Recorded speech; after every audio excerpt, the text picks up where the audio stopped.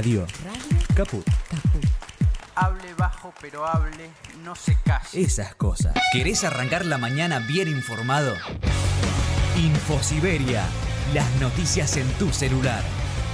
Mandá un mensaje de WhatsApp al 11 3205 8813 y recibilo gratis todas las mañanas. ¿Cómo puedo hacer para escuchar Radio Caput en el celular? Primero lo importante. Prenda el teléfono. Así me puedo acercar a saludarlos y... Abra el Play Store de Google, tipee en el cuadro de búsqueda Radio Caput, Caput con C. No desesperes, es la única que hay. Toque el botón instalar y espere unos instantes. La aplicación de Radio Caput ha sido instalada exitosamente. Busque el icono en su celular. Los quiero mucho, los aprecio y los admiro mucho, lo que hacen, los felicito. Y podrá escuchar la única y reemplazable programación de Radio Caput. Sería un placer para mí, realmente. Radio Caput. Radiocaput.com. Mientras todos duermen, algo muy extraño ocurre en los laboratorios químicos RX. Seguinos en Twitter, @Radio Caput, o en Facebook, Radio Caput. ¿Sabe lo que pasa? Acá le está fallando el engranaje. Si usted no le pone un poquitito de Radio Caput, el engranaje va a seguir fallando. Radio Caput.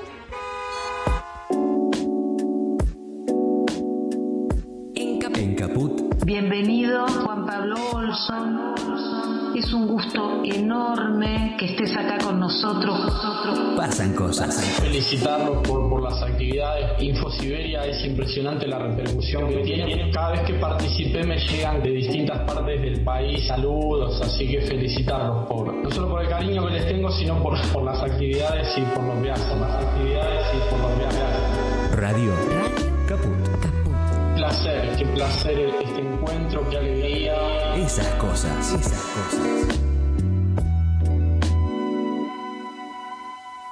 5, 4, 3, 2, 1. ¿No quieren? Mate. Bueno, a ver. Ok. Sí. ¿Es acá? Sí. Ahí sí puede ser. Radio Caput. Radio Caput. Radio Caput. Esto es Radio Caput. Buenas noches, muchas gracias. Radiocaput.com. Estás conectado. Estás en Caput.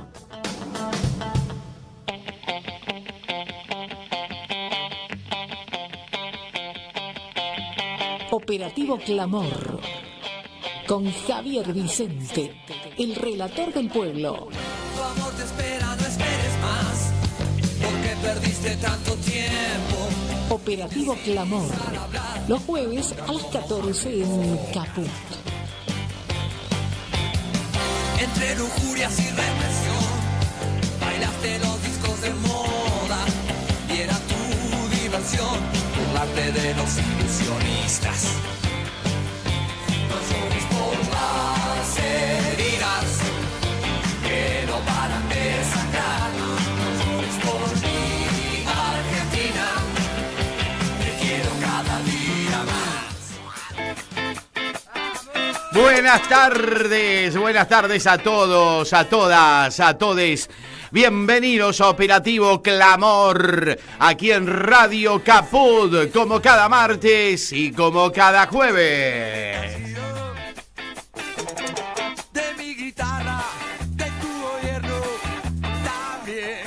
Y como dice la Versuit, ¿se viene el estallido? O en realidad ya se vino el estallido.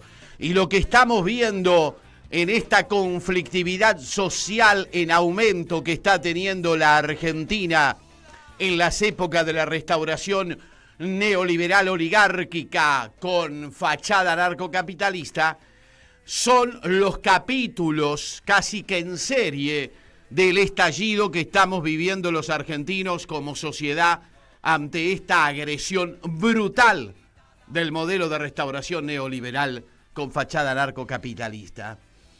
Los conflictos sindicales se suceden a diario, el caos en las barriadas, me cuentan que en el conurbano la cosa ya está estallada, ante comedores que no tienen que darle de comer a la gente, ante trabajadores que no pueden viajar a sus trabajos porque le es imposible cargar la SUBE, paro de trenes ayer, hoy paro de sanidad, mañana la movilización de las organizaciones sociales al Ministerio de Capital Humano, la nueva denominación del ministerio que además congrega a lo que antes eran otros ministerios, educación, por ejemplo, ¿no?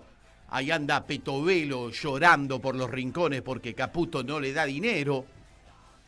Y yo creo que lo que estamos viendo es eso, es esa insurrección popular que preanunciábamos en el mes de enero en estos micrófonos, que señalábamos era inevitable ante la agresión brutal que está sufriendo el pueblo argentino. Y porque además, pensémoslo de este modo, es inviable una sociedad a la que se la quiere estratificar con un 80% de pobreza. Más tarde o más temprano va a reaccionar la sociedad argentina, una sociedad compleja, una sociedad con historias de luchas, de peleas por la distribución de la riqueza, con experiencias en ese sentido como la del peronismo o como la del kirchnerismo. Más tarde o más temprano va a estallar ante esta agresión brutal y ante un gobierno que lo que quiere hacer es anquilosar esa injusta distribución de la riqueza, promoviendo la dolarización. El estallido ya está en marcha, pero lo que más me preocupa de esto, de esta insurrección popular que estamos viendo, es que la misma no tenga conducción política. Porque entonces la anarquía se traduce en violencia política, y eso es lo que no queremos. Hoy, sin dudas, el conflicto social lo está liderando a su manera la CGT, y bien que así sea, porque en definitiva el movimiento obrero organizado, como decía Perón, es lo mejor que tenemos, es la columna vertebral de la sociedad, y está mostrando que está a la altura de las circunstancias, incluso manejando los tiempos. Aquellos que quieren acelerar los tiempos tal vez no entiendan el juego de la CGT, pero está claro que todo va hacia un gran paro nacional, una gran movilización nacional nuevamente, y en este caso mucho mayor a la de enero, que ya de por sí fue realmente monumental. Pero la insurrección popular a esta hora necesita conducción política, porque si no, tarde o temprano va a derivar en violencia, y en una violencia que después no sabemos. O sea, mejor dicho, sabemos cómo empieza y no sabemos cómo termina. Por eso yo les pido a los dirigentes que estén a la altura de las circunstancias. Sigo buscando ese Duhalde del 2001, ese dirigente político que, teniendo un lugar de responsabilidad como lo tenía Duhalde, siendo gobernador de la provincia de Buenos Aires, habiendo perdido las elecciones frente a Fernando de la Rúa 2 años antes, entendió que se venía la crisis, y estoy hablando de alguien que no es santo de mi devoción. Todo lo contrario, lo detesto al Cabezón en su forma de hacer política, en su pensamiento. Pero el tipo estaba ahí en el momento que la Argentina lo necesitaba, construyendo la salida, hablando con Alfonsín, hablando con la Iglesia, hablando con las organizaciones sociales, hasta hablando con Clarín para encontrar la salida. Por algo Clarín consigue la ley de bienes culturales, la especificación, porque estaba en juego también en aquel momento, dolarización o especificación. Y Duhalde vio que la salida era la especificación, más allá del dolor que le costaba al pueblo argentino. Y la pregunta que me hago es, ¿quién es el Duhalde de este tiempo? ¿Quién es el tipo que se esté anticipando a lo que viene y empiece allá a construir la salida? Insisto, para mí ese tiene que ser Axel Kicillof. Axel Kicillof, gobernador de la provincia de Buenos Aires, con un alto consenso de su pueblo para ocupar ese lugar, tiene que ser el tipo que se ponga el traje del Duhalde del 2001 y empiece a construir la salida, porque si no lo hace él, lo van a hacer otros. Lo hará Quintela, lo hará Yayora, pero alguien lo va a tener que hacer, porque si no, inevitablemente la insurrección popular va a terminar en violencia política y en una violencia que ya está ganando las calles, que ya está ganando las barriadas, que por el momento parece implosionar hacia adentro de las familias y de los grupos sociales, pero que en algún momento se va a expresar hacia afuera. Por eso es fundamental que encontremos en este tiempo el Duhalde del 2001, porque no se viene el estallido. El estallido ya está entre nosotros.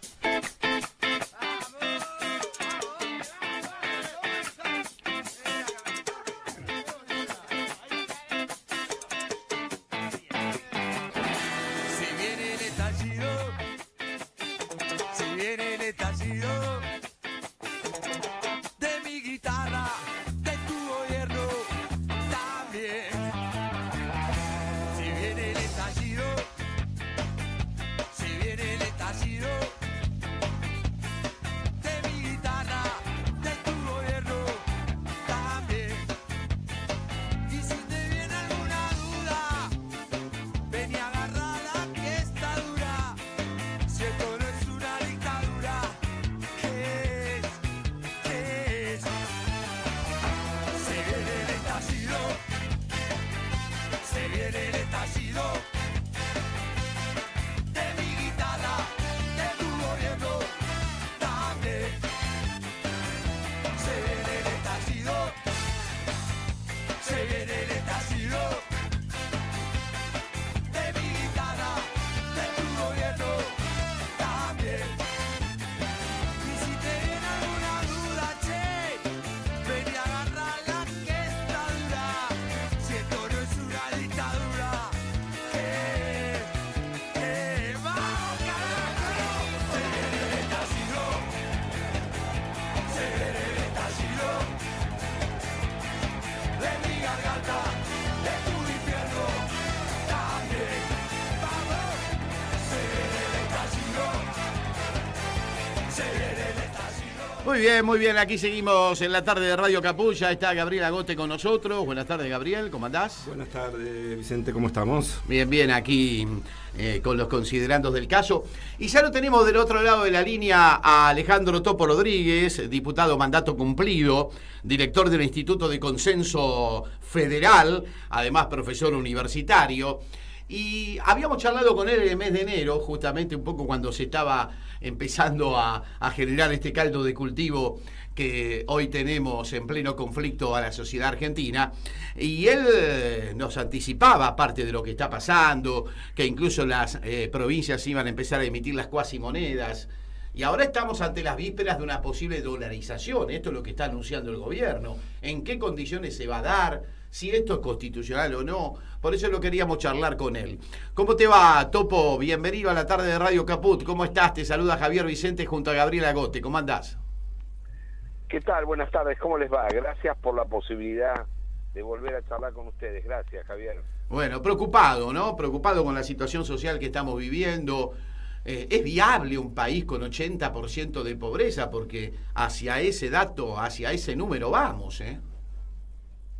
Sí, es un dato preocupante. Como ustedes saben, en las últimas 48 horas las novedades son que el Observatorio de la Deuda Social de la UCA está calculando en alrededor de 58% el nivel de pobreza. Pero también es importante mirar los números quizás específicos de la economía real, porque el gobierno solo está haciendo declaraciones o en todo caso difundir información sobre la cuestión fiscal, celebrando haber alcanzado el déficit cero y el déficit superávit financiero. Uh-huh. Hablan de superávit fiscal y el superávit financiero, pero veamos a costa de qué. CAME, la Confederación de Pequeñas y Medianas Empresas, que agrupa miles de comercio en todo el país, sigue mes a mes la evolución del consumo. En enero bajó 45% el nivel de ventas en farmacias y bajó 37,1% las ventas de alimentos y bebidas. En promedio, las ventas cayeron 28% en todos los rubros. Pero en particular cayó, reitero, 45% la venta de farmacias y 37,1% la venta de alimentos. Es decir, que la variable de ajuste del modelo de Milei son los remedios y la comida. Claro. Y los jubilados, ¿no? Bueno, asociado a eso, quienes más necesitan de un esfuerzo enorme mes a mes para comprar sus remedios y para cubrir los gastos alimentarios, son los jubilados, los pensionados y la clase media trabajadora y los más humildes. Esa es la variable de ajuste del modelo de Milei. Después, que hablen con todos los tecnicismos, las complejidades y las palabras raras que quieran. Pero claramente, la variable de ajuste son los remedios y la comida. Y el transporte, que es otro dato importante en el sueldo de los trabajadores. Y es fundamental. Fíjate, Javier, fíjense, Gabriel, también, Gabriela, la decisión del gobierno de Milei de cortar de cuajo el fondo de compensación para el transporte, lo que lleva el boleto en muchas provincias de la Argentina o grandes ciudades del interior del país a 1.000 pesos o más. Ahora, ese fondo de transporte recibe una parte de su financiamiento a través del impuesto a los combustibles, que se paga cada vez que alguien carga gasoil en una estación de servicio. En marzo, abril y mayo habrá aumentos del impuesto a los combustibles. Es decir, que Milei aumenta los impuestos, pero retiene los fondos para subsidiar el transporte en el interior.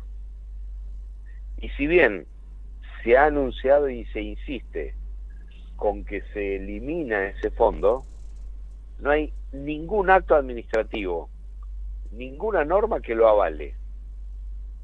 Y además sigue cobrando el impuesto a los combustibles. Por lo tanto, cualquier gobernador que se presente a la justicia le dobla el brazo al gobierno y lo va a tener que obligar, lo va a obligar a que le remitan todos los fondos que le deben y que a futuro le aseguren los fondos, salvo que el Congreso de la Nación apruebe desvincular el impuesto a los combustibles con el financiamiento del transporte.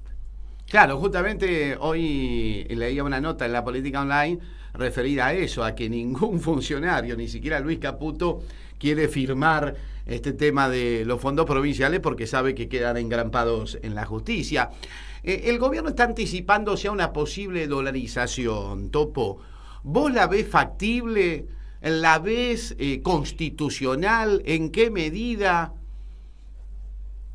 Bueno, hemos hablado más de una oportunidad y es bueno volver a hacerlo, porque el gobierno sigue insistiendo e incluso empieza a analizarse con cierta seriedad que el gobierno podría avanzar con mecanismos poco convencionales. Sí. En las últimas horas ha llegado a la Argentina un economista ecuatoriano llamado Francisco Salles.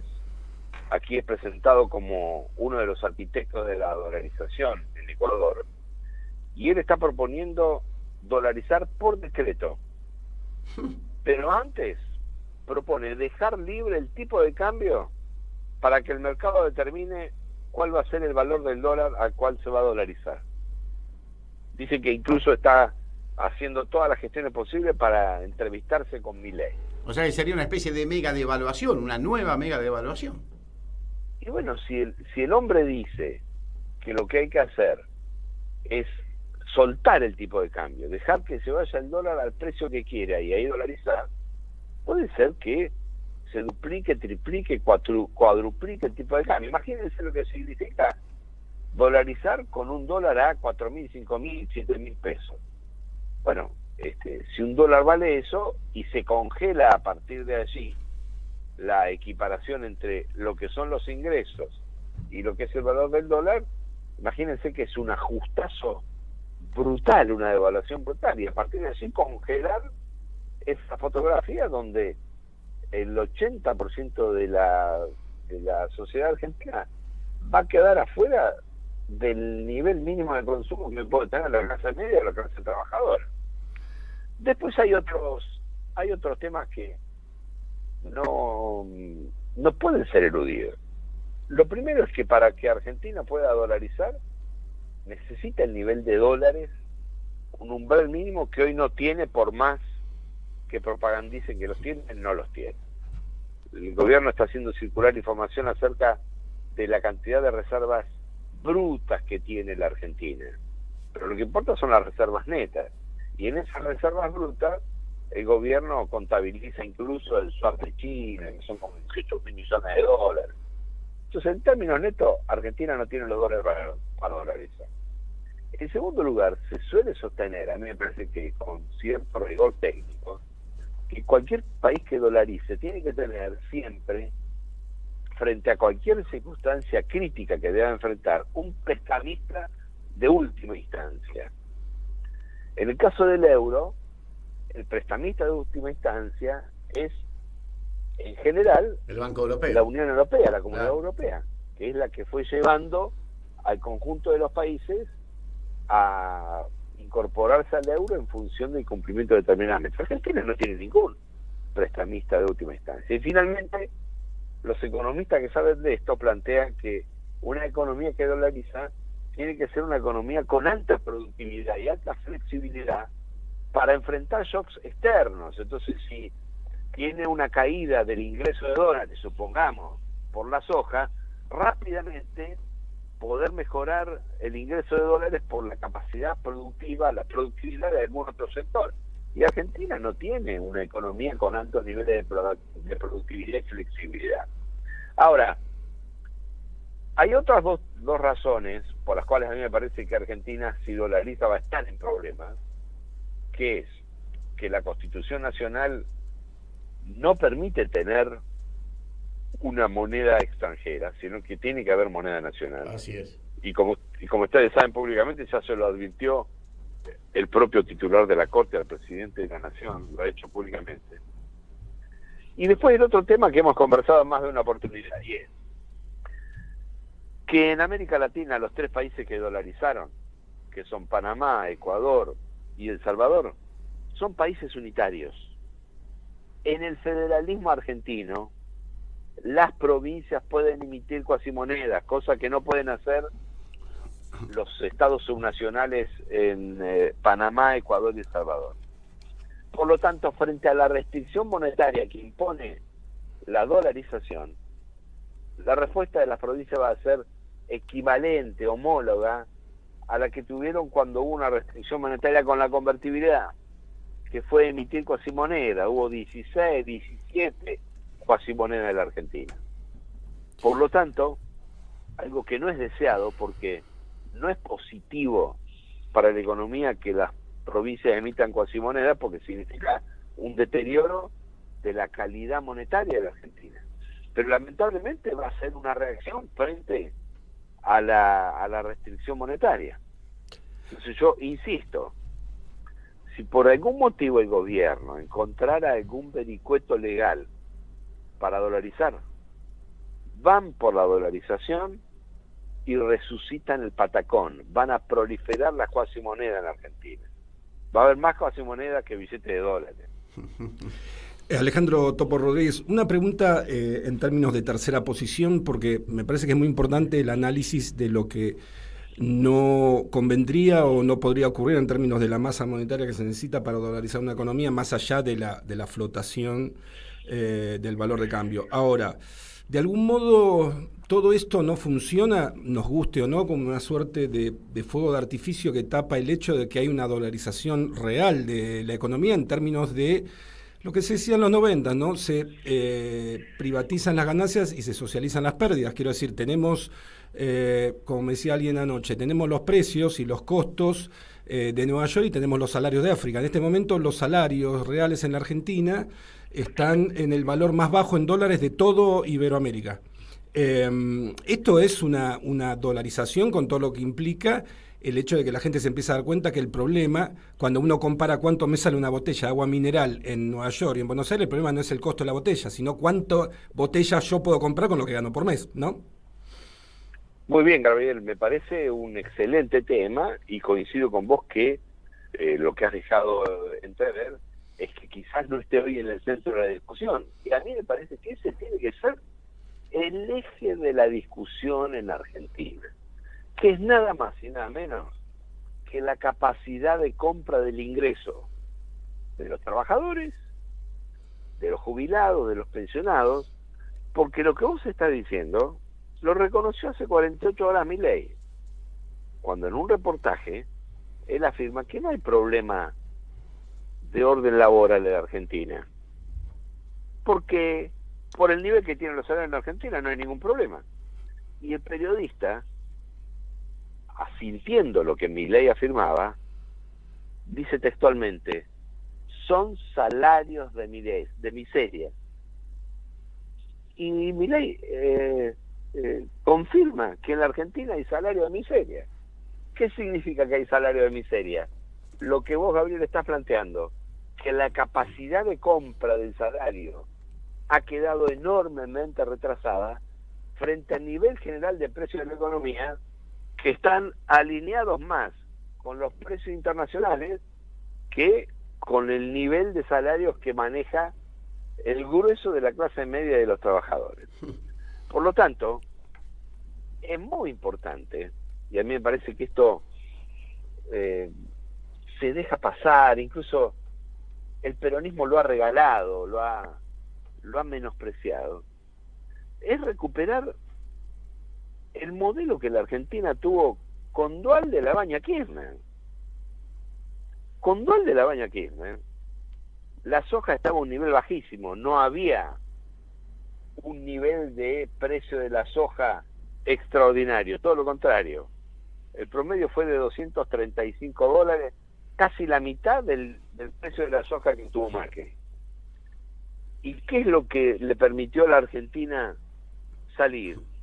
Lo que le permitió a la Argentina salir es hacer un ordenamiento fiscal antes precedido por una fuerte apuesta a la producción de trabajo. Porque otro de los elementos que el peronismo está negando o perdió la memoria para reivindicar es que con Labaña Kirchner fue la única vez que la Argentina tuvo superávit fiscal. El superávit fiscal no solo que no es malo, es buenísimo. Y no hay justicia social sin superávit fiscal. El punto es cómo llega uno al superávit fiscal. Claro. ¿Cómo llegó Milei? Y Milei llegó cortando las transferencias a las provincias, cortando el fondo de incentivo decente, cortando el subsidio al transporte, bajando la venta de medicamentos y bajando la venta de alimentos. ¿Cómo llegaron Kirchner y Labaña al equilibrio fiscal? Con 9%, entre 8 y 9% de crecimiento de la economía, creación de 3 millones de puestos de trabajo registrados, inflación de 3 o de 4% y una explosión, en el sentido positivo, de la producción y de la inversión productiva. Así que si no hay un crecimiento de la economía con inversión productiva y aumento del consumo popular, lo que vos planteas, Gabriel, es realmente el destino de la Argentina, que son precios internacionales con niveles de ingresos muy por debajo del umbral mínimo para satisfacer una canasta de consumo básico. Claro, claro. Alejandro Topo Rodríguez, para ir cerrando la charla y agradeciéndote mucho la amabilidad del caso, vos hasta hace pocos meses atrás fuiste diputado nacional, o sea, en ese tiempo Milei también lo era, con lo cual no estaban las ratas en el Congreso. Las ratas llegaron al Congreso ahora que se fue Milei. Hoy conocimos esta decisión del Gobierno Nacional de cerrar el INADI. Y el INADI fue una creación por ley del Congreso Nacional. ¿Se puede hacer esto así por decisión administrativa o por decreto? No sé cómo lo terminarán de hacer. Este es el tipo de decisiones que demuestra la incapacidad y la inoperancia de Milei y su gobierno. Como no entienden, como no saben, lo único que hacen es mirar si tiene impacto una noticia. Entonces creen que pueden cerrar un organismo que ha sido creado por ley. Es ilegal esa decisión. Por lo tanto, tarde o temprano el gobierno de Milei, así como con la mayoría de los fondos fiduciarios, va a tener que aceptar discutirlo en el Congreso. Y la verdad que cualquier gobierno tiene derecho a plantear en el Congreso una redefinición de la estructura del Estado, por supuesto. Lo que pasa es que Milei y su equipo no tienen ni idea de qué forma de Estado quieren. La discusión de las privatizaciones. En realidad por no ejemplo, quieren Estado, Topo. Exactamente. Él mismo bien, lo ha dicho. no, claro, no lo quieren, pero cuando hay que garantizar desde el Estado políticas que favorezcan a sectores de la economía concentrada, y sí, lo quieren. Claro. Por eso... Cuando hay que contratar a algún troll amigo, lo quieren al Estado. Ahí sí. Y respecto de tu referencia, que Milei fue 2 años diputado y ahí no había rata, bueno, en todo caso, Milei, si hubiese sido rata, como él dice, era la rata más haragana de los 257 diputados. Porque no iba a las reuniones de comisión, se iba a dormir a la noche. Una vez se fue a dormir a la noche y permitió que se aprobara una tasa de seguridad aeroportuaria que aumentó los pasajes de aviones. Así que todo el resto de la oposición lo criticó durísimo por haberse ido a dormir. Otra vez estaba tan distraído que votó en contra de eliminar la fe de vida para los jubilados. Es decir, que los jubilados no tuviesen que hacer más el trámite de fe de vida. Y estaba tan distraído que también votó en contra de que el 18 de julio se declare una fecha de duelo nacional como recordatorio a las víctimas de la AMIA. 5 días después quiso cambiar el voto por escrito y mandó una nota diciendo que se había equivocado. Sí, porque lo criticó Patricia Bullrich, ¿te acordás? ¿Te acordás que lo criticó Patricia Bullrich por eso? Bueno, era la rata más haragana y distraída de los 257 diputados. Topo, muchísimas gracias, hasta la próxima y al contrario, la seguimos en cualquier momento. Gracias a ustedes, muy buenas tardes. Un abrazo grande. Alejandro Topo Rodríguez, diputado nacional, mandato cumplido. Muy interesante, ¿no? En el planteo que él hace, sobre todo vislumbrando cuáles pueden llegar a ser las consecuencias de la dolarización. Y esto que él decía, inmediatamente las provincias van a apelar a las cuasimonedas. De hecho, ya tenemos una cuasimoneda que es el Chacho en La Rioja, ¿no? Que ya fue emitida por el gobierno de La Rioja, y yo creo que van a seguir los nombres. No sé qué está esperando Kicillof para sacar su propia moneda. No sé qué está esperando. ¿Qué está esperando? Está sogueando, me parece que está sogueando. Pero acá los tiempos se acortan, ¿Sabes lo que pasa, Javier? Hay una cosa que cuando nosotros teníamos así como diletantes, que leíamos de todo, discusiones sobre algo llamado el Plan Andinia y los protocolos de los sabios de Sion y toda esa cosa rara que nos hacía aparecer como con un brazalete rojo, blanco y negro y medio facho mirando con un solo ojo, como dicen en Córdoba. Las políticas que apuntan a la balcanización y al desmembramiento de la Argentina fueron explicitadas por el actual presidente de la Nación, Javier Gerardo, cuando dijo que la provincia de Buenos Aires se podía autonomizar a través del Pacto de San José de Flores, que es uno de los famosos pactos preexistentes que cita la Constitución. Así que a mí me parece que todo lo que dé la impresión o vaya en dirección a algo que va en contra de toda la cultura argentina, porque nosotros tuvimos guerras de anarquía y el famoso proceso de organización nacional, pero en ningún momento, una vez que se zanjó con la reforma de la Constitución las diferencias entre la Confederación Argentina y Buenos Aires por la aduana y el puerto de Buenos Aires, básicamente por socializar las ganancias del puerto que hoy en día no funciona, gracias a la meneada hidrovía y al obsequio al Uruguay, me parece que hay que tener en cuenta eso. Yo creo que es el último recurso, es el plan cita top y me parece que se va a implementar si es necesario. Lo que pasa es que, bueno, yo creo que Kicillof quiere dejar en evidencia el desfinanciamiento por parte del gobierno central.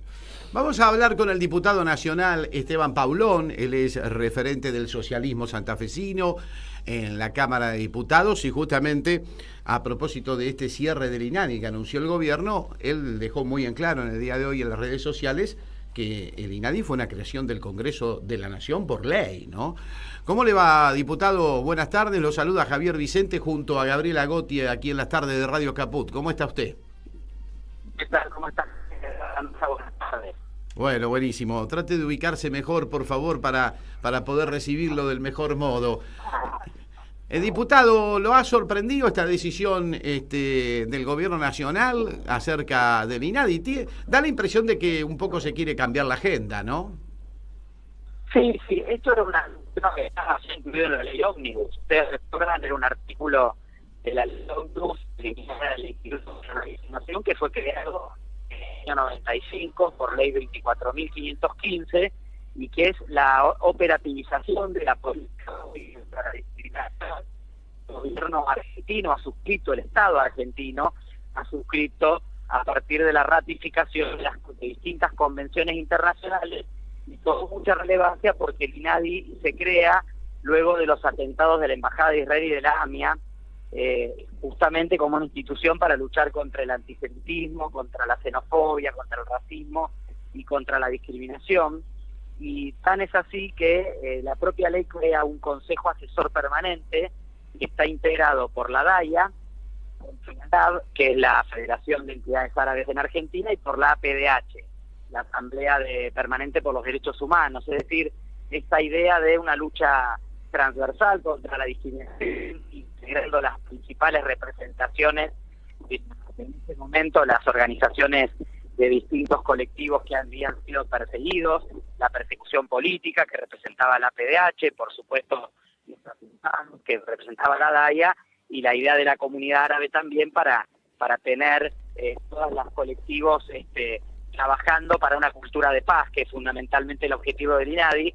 Por tanto, derogar o eliminar el INADI por decreto es imposible.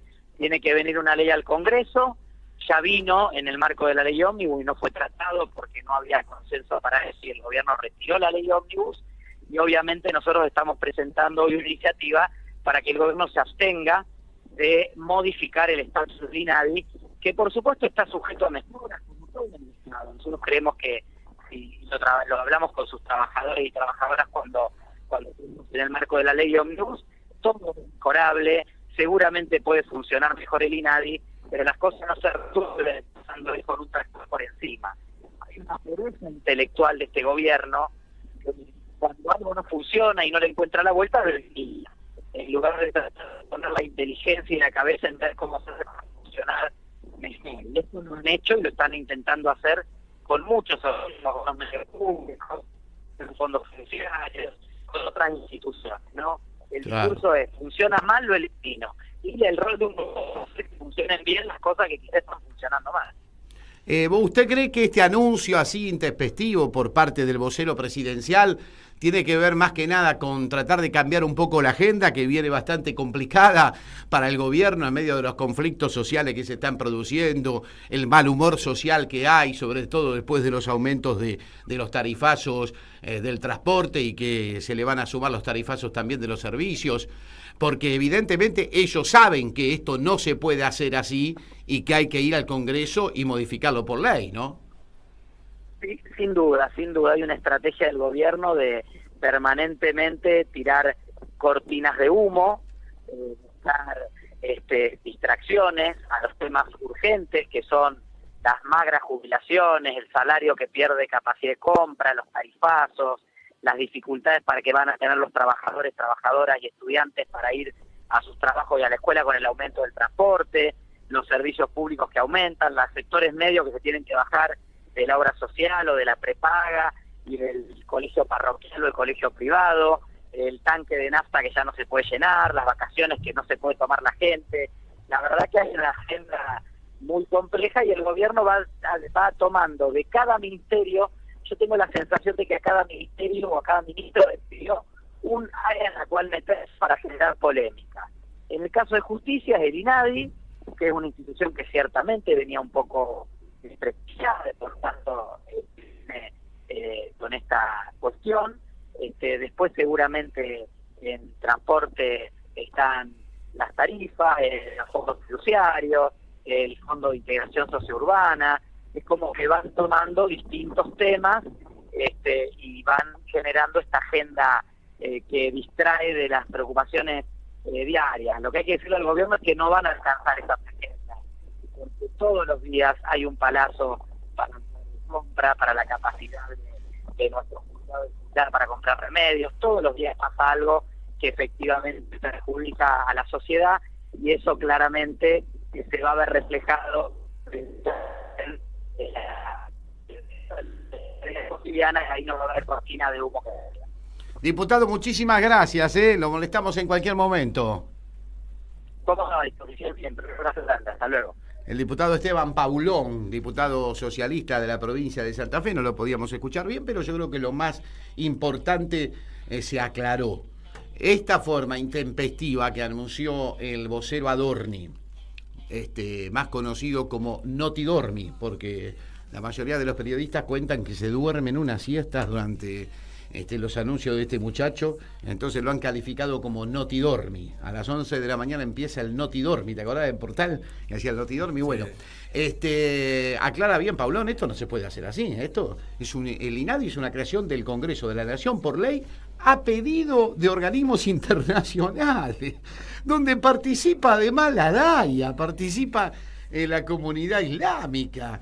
Es insólito, ¿no? Es insólito el atropello permanente a la democracia. Y cuando uno les dice que se han convertido en una dictadura anarcocapitalista, o como dijo ayer Maturano, en una monarquía, se ofenden los tipos, ¿no? Increíble. ¿Sabes lo que es terrible, Javier? Pensar rápidamente cómo se articulan las políticas de destrucción de la cultura de un pueblo, porque este es el mismo gobierno que volteó el INCAP, el Instituto Nacional de Capacitación Política, que nuestro amigo y colega Hernán Brienza lo llevó a niveles superlativos de calidad, que es el instituto que ofrece capacitación política para la población.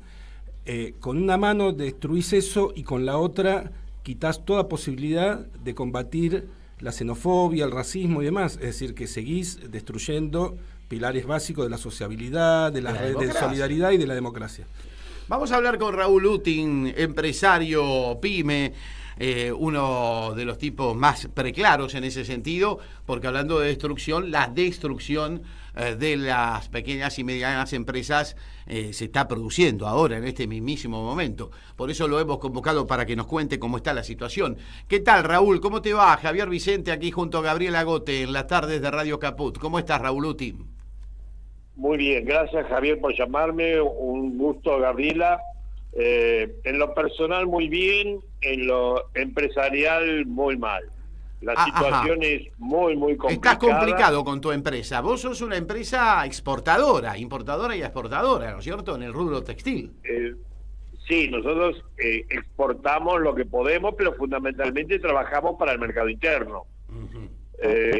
Digamos que un 93% es mercado interno, un 7% es exportación. Pero la situación en general, si tomamos las 14 cadenas de valor que mide el INDEC, vas a ver que todas las cadenas de valor están muy complicadas y muy profundamente complicadas. Entre las complicaciones está la falta de demanda, la baja en las ventas, están las subas de las tarifas también, me imagino, ¿no es cierto, Raúl? Pero por supuesto. Mirá, yo te voy a comentar, no solamente, la baja de las ventas oscilan en la industria entre el 30 y el 50%. Peor están aún las pymes comerciales, que pueden llegar hasta el 60% de caída.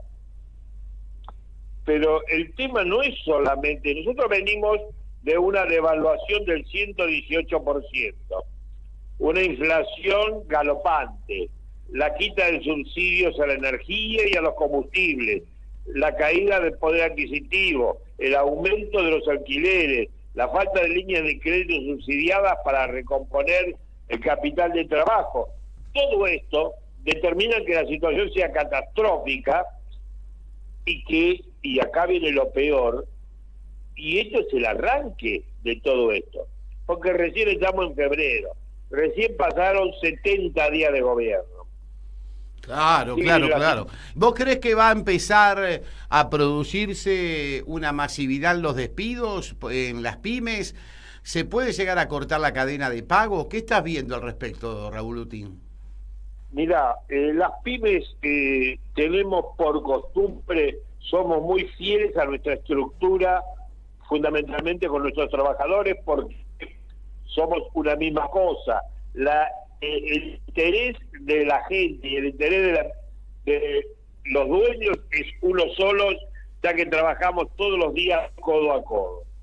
Lo último que un empresario pyme haría es tomar como ancla o como ajuste a su personal.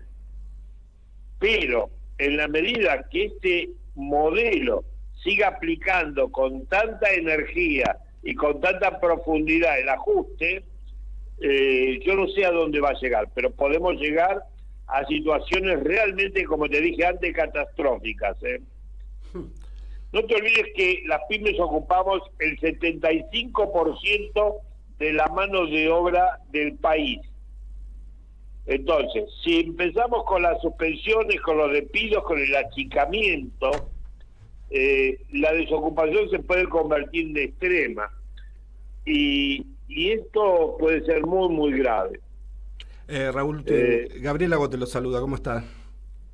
¿Qué tal, Gabriel? Un gusto. Bien, le quería hacer una pregunta en términos de la importancia que tiene lo que usted decía recién. Italia llegó a ser el 5º país del mundo de la mano de la pequeña y mediana empresa, lo sabemos todos, digamos, no por dedicarse a exportar armamentos como otros países hermanos, Alemania, Brasil, la India, su ruta.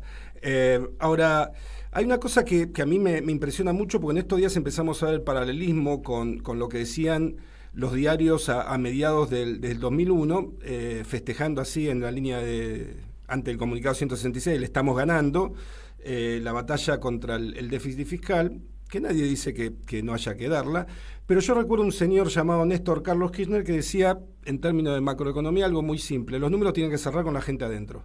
Es decir, es como las dos grandes decisiones de la política. O sea, cierro los números con una pila de cadáveres, tipo Auschwitz-Birkenau, o cierro los números.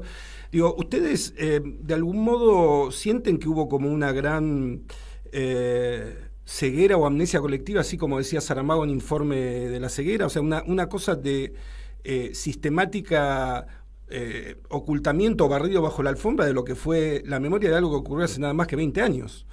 Digo, porque cómo se va repitiendo eso y uno va viendo día tras día la repetición de los mismos conflictos y sabemos en qué termina esto, ¿no? Digo, uno puede ver para dónde va. Así es. Pero mira, Gabriel, lamentablemente nosotros lo explicamos hasta quedar afónicos, porque en el caso mío, yo viví desde la experiencia de Martínez de Oz, pasando por la experiencia de Menem, pasando por la experiencia de Macri, y ahora estoy en la cuarta M. Porque esta fábrica ya tiene 74 años de vida, y hace 55 años que la dirijo. La situación es que muchos no te querían escuchar, muchos tenían fe, esa fe ciega como religiosa, y por supuesto no te daban ninguna razón lógica para que por el mismo camino llegues a un lugar distinto. Y así fuimos marchando. Lamentablemente fue de mentira a mentira, pero esto lo conocemos perfectamente. De hecho, si vos aplicás el programa de Martínez de Oz de allá abril del 76 y el programa de Macri es el mismo, y el programa de Milei es el mismo. Entonces, ¿por qué vas a llegar a un lugar distinto? Sí, planteo histórico de Einstein, ¿no? O sea, si seguimos con el mismo método vamos a obtener los mismos resultados. Por supuesto.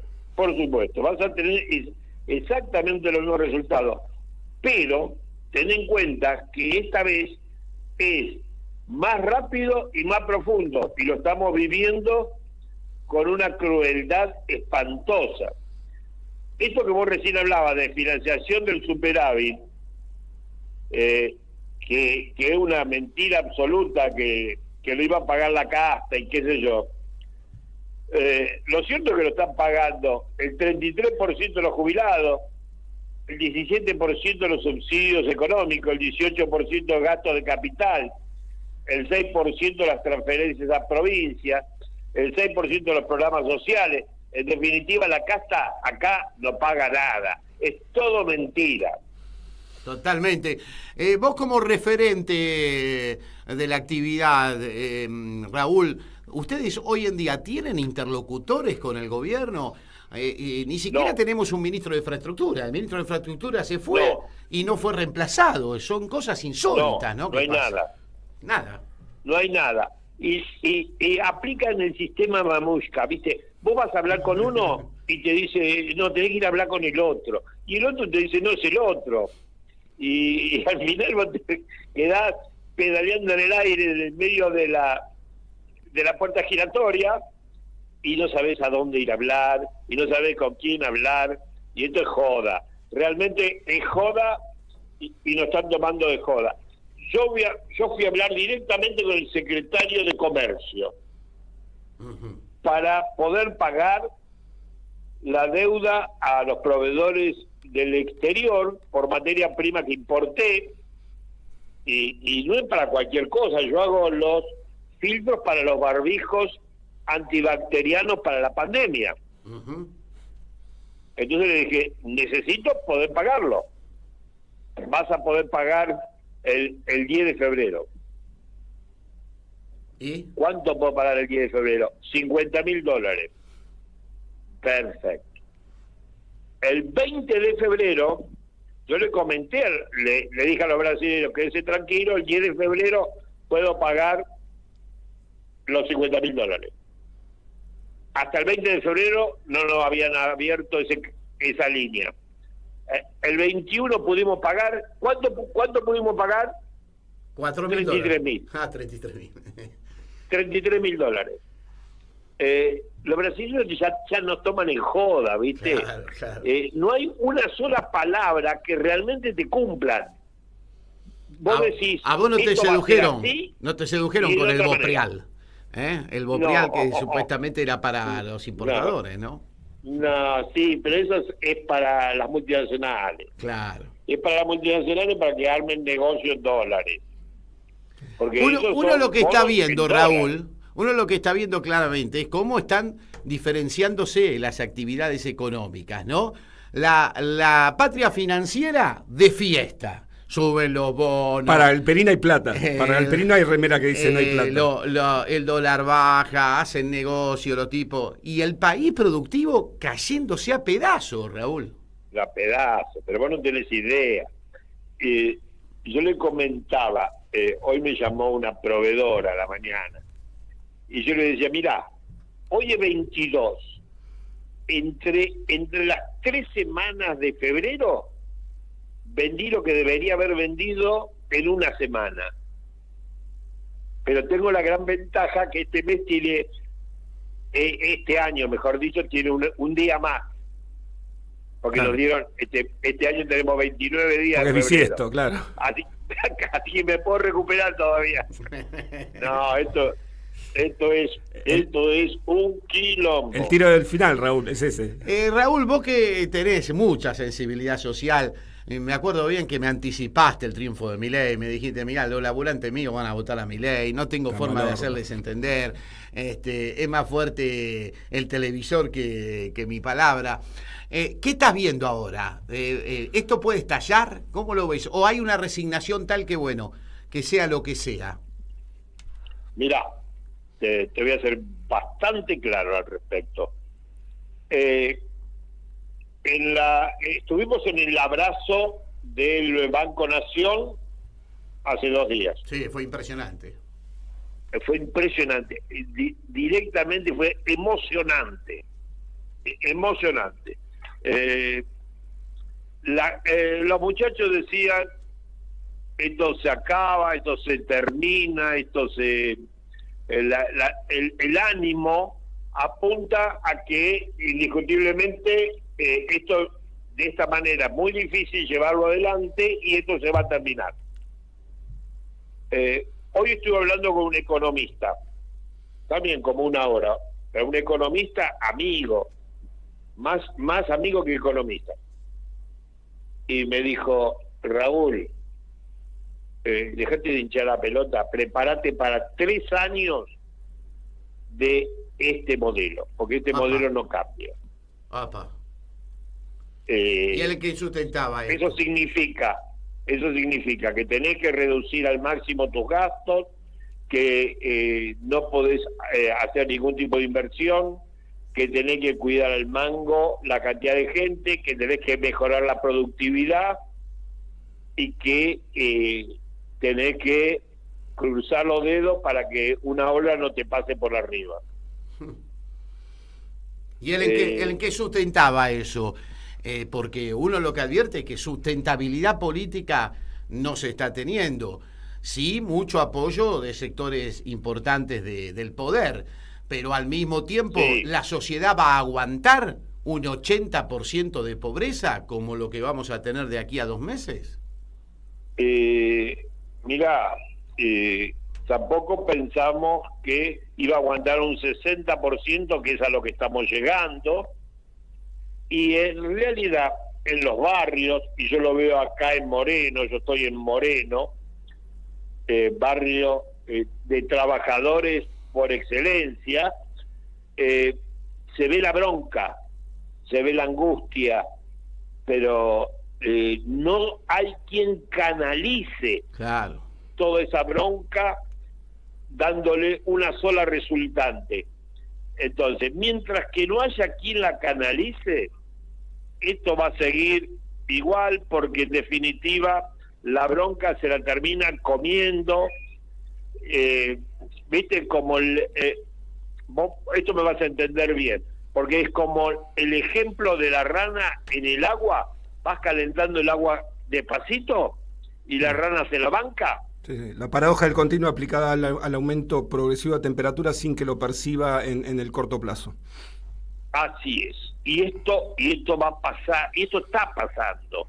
No es que va a pasar, está pasando sin que la mayoría de la sociedad se dé cuenta que lo están cocinando, como la rana, nos están cocinando. Claro. ¿Y sabes qué? Yo decía en el principio del programa, Raúl, no hay un Duhalde del 2001, no hay un político que conduzca el conflicto y que le dé una salida al mismo, ¿no? Yo creo que todavía más grave, porque no solamente no hay un Duhalde, no hay nadie más. Yo estaba pensando que ni siquiera en la oposición que negocia, ni en la posición que no negocia, hay un criterio para salir de este caos, para salir de una situación tan compleja. Porque acá no se puede seguir midiendo y hablando de una situación partidista. Acá ya es un tema donde está en juego la soberanía nacional, donde está en juego la continuidad de la patria, porque imagínate el peor escenario, nos dolarizan, ¿cómo volvemos? Claro. ¿Entendés? De una pyme que cierra, de un comercio que cierra, se puede volver. Salen los créditos subsidiados para capital de trabajo y qué sé yo, y volvemos. Así lo hicimos ya las 3 o 4 crisis anteriores. Pero si llegan a dolarizar, si aceptamos como sociedad que se llegue a semejante extremo, eso no tiene retorno. Y ahí sí te quiero ver, Gorosito. Qué bárbaro. La situación se va a poner muy, muy picante. Raúl, como tenemos siempre, que reaccionar ahora y rápido. Esto no podemos dejarlo avanzar. Lo advirtió no Cristina podemos también. decir, van recién 60 días, no, hay que darle tiempo porque el gobierno, porque todavía ni siquiera están los funcionarios y qué sé yo. No, estos siguen avanzando y hoy tenemos la obligación de actuar en consecuencia y con urgencia. Raúl, como siempre es un placer charlar contigo. Muchísimas gracias, No, por favor, siempre realmente para mí también es un gusto y estoy a tu disposición todas las veces que quieran y por supuesto de tu mesa. Hasta la próxima, Raúl Lutin. Ahí estaba Hasta charlando con nosotros este gran empresario pequeño y mediano de la Argentina, ¿no? Contándonos y describiéndonos la situación que están pasando las empresas. Qué buen programa hemos hecho hoy, en las entrevistas y en el análisis. Impresionante esto que me conecta con lo que hablábamos en la previa de Guillermo Moreno ayer en Duro de Omar, diciendo cuál es el esquema de salida para esta situación. Es decir, dejemos de describir el escenario de la catástrofe, porque ya lo sabemos. El tema es... lo que le decía Pablo Dugan, digamos, está muy lindo, Pérsico recordando los viejos buenos tiempos de los 70, hablando de la violencia política organizada. Está bien, sí, pasó lo mismo cuando Berbisky anticipó 3 días antes el ataque del MTP a la Tablada. Y decía Moreno, con todos los servicios de atrás. Ok, perfecto. Ahora, la pregunta es, ¿cuál es la alternativa que la oposición propone a esto? Porque si no hay una conducción política y no hay un plan alternativo, lo único que queda es la resignación y ese antiperonismo larvado que siempre florece como, eso es lo que nos está pasando, ¿no? Como entre las piedras, ¿no? Nos vamos, la seguimos el martes que viene. Gracias, Martincho, en la operación técnica, Así que tengan buen fin de semana. Y bueno, nada, a tratar de pasar del mejor modo posible este desastre. Hasta el martes, gracias a todos. Chau, chau.